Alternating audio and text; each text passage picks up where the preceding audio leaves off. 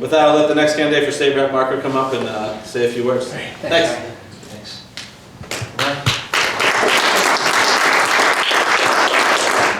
Thanks, that's really nice. And I see a lot of young Democrats out here, all right? My name's Marco Attisano. Thank you for having me here tonight. I'm glad to be here. I'm running for state representative in House District 30, as you all know. It's Richland, Hampton, Shaler, Fox Chapel, and O'Hara. And you know, as I look out, I see folks here who have probably been involved in campaigns before. I imagine some of you have knocked on doors for candidates, made phone calls, worked at offices. And so I've knocked on doors before as well for other candidates, and I'm going to tell you about the first door I knocked on as a candidate for myself. So this was back in December. I was knocking doors back in December before Christmas. And I opened up the minivan. I don't have my phone in my pocket, or I'd show you. It's an app on the phone now, so times they are changing. And I saw in there the address of the house. And so I drove up to the house and I parked my car. I took a deep breath and I thought, great, this is going to be the first door I knock on as a candidate. I got nervous for a moment. I said, well, what do I want to tell them? And I thought, I'm going to tell them about all the great policy things I want to do. I'm going to tell them about how I want to improve infrastructure here in the district, make sure roads and bridges are functioning better. And I want to make sure we bring dollars back from Harrisburg to do that. Because for too long, our leaders have failed to bring those dollars back. And what happens then is our local municipalities, boroughs, townships, they raise our local taxes to pay for that. And I want to tell her how I'm going to bring dollars back from Harrisburg to address these infrastructure and stormwater management needs. Then I think I'm going to talk about healthcare too, right? I'm going to tell this voter when I get to her door about healthcare and about how we need affordable, accessible healthcare for everyone in our district. I'm going to talk about education and let her know that I want to make sure we have great public schools, which we are very fortunate in our district to have strong public schools. And I want to see us go a step further and have solid early childhood education and make education affordable from childhood through higher education. And so these are a few of the things I'm thinking I'm going to tell her. And I got myself jazzed up and I get out of the car. She had about a dozen steps up, you know, kind of a typical house. Kind of in our region in certain parts. So I march up the steps and I knock on the door, knock, knock, knock. She opens the door and instantly the smell of cookies hits me in the face. I say, okay. And then I hear a bunch of noise. She's inside and she has family members over and she tells me she's baking cookies with her family members because it's right before Christmas. So I go into all this stuff I wanted to tell her and she kind of slows me down. She was a woman who was older than me. She was 65. She's been voting since 1972. She had more experience this than I do.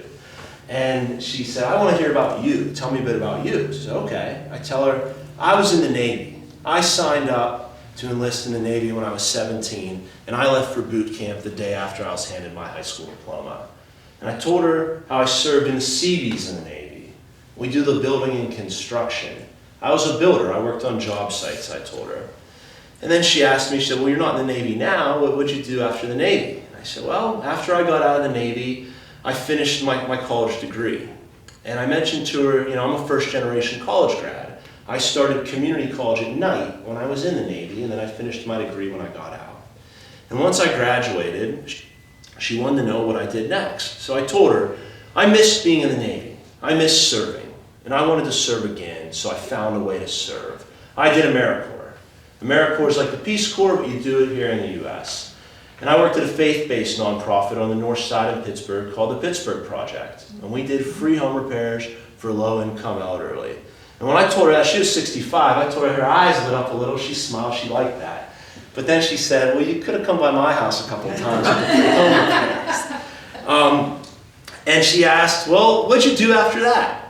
And I told her, you know, I'd worked with my hands for a few years as a builder and doing free home repairs, and my back was feeling, even though I'm young, because that's hard work when you work outside and you do construction, labor, any kind of repairs. That's tough. And so I decided to go to law school, and I got a law degree from Pitt, and I worked at the Allegheny County District Attorney's Office.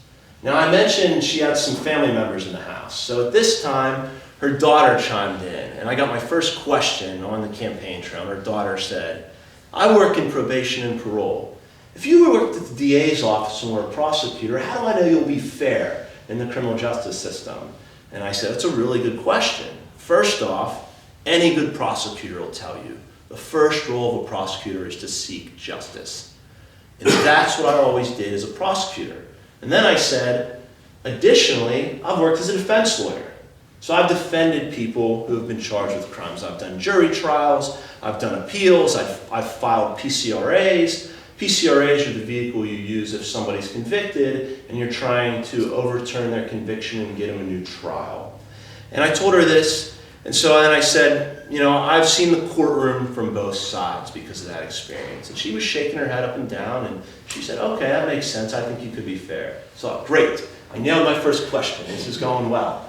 And then I went back to her mom, and I told her mom, lastly, I want you to know, I'm a member of a union family. You have to know that about me, you know. My wife is an assistant district attorney at the DA's office, and she's a member of the Steelworkers. They're organized with the Steelworkers Union. So our son, the health care we have that made sure my wife could give birth to our son and we could afford it and he would have all the care he needs, that's a benefit her union bargained for. I wanted her to know that unions are important to me and my family. And I let her know too that my father left high school in the 11th grade and went and worked in a steel mill.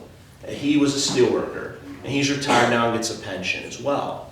So I understand when senior citizens talk to me about being on a fixed income of Social Security and maybe a pension or just even Social Security. So I told her all these things about me, and she said, you know what? I'm going to vote for you. I've been voting every election since 1972, and I'm going to vote for you. And I thought, great, first door, first supporter, we're rolling, I'm loving it. And then she did me one better, right? She said, when you get your yard signs, bring a yard sign back for me. And I thought, awesome, this couldn't get any better. So I'm thinking, can't get better, I should leave now, right? Stop talking and get out of there, I've got a supporter. So as I'm about to leave, she stops me, she grabs a tin of cookies from her table and hands them to me. Says, take these with you. Take these with you, share them with your family. And I thought, wow, that's so sweet. Thank you very much. This is great. So I get down to my car, I hustle down there, I sit down, like this was great. I met my first voter, I had a good conversation. I think I did good on my first question, and I even got some cookies out of the deal, right? And then it sunk in. It's all downhill from here, right? I mean, I can't get any better than that. So I thought about packing it up, but I decided not to. I'm still here, I'm still campaigning, and from that day, talking to my first voter, I've talked to hundreds of voters, and I've had hundreds of conversations. And I've had a chance to tell voters not just about my professional experience, but some of my personal experience too, because that's important. You know, my parents were divorced when I was about 5 years old. I was raised by 3 women, my 2 older sisters and a single mother. And, you know, we had some tough times. We had some good years and some very tough years. You know, we lived in public housing for a time. I got free lunch at school for a while. And we were even homeless for a summer and lived in a women's crisis center shelter. And I said, I want you to know this about me and understand this because you need to know that I know how to overcome challenges. When challenges are thrown at me, I know how to turn them into opportunity. And I also know about empathy, and I know what economic inequality looks like in a very real way. I don't need to read a study or hear from an expert panel to know the reality of what economic inequality does to people and their families. And those are the kind of experiences I'm going to bring to the legislature. That's the kind of professional experience and life experience and skills that I'll bring if I'm your next representative. So that's a bit about me, kind of what motivates me to run. Yeah. Well, thank you very much.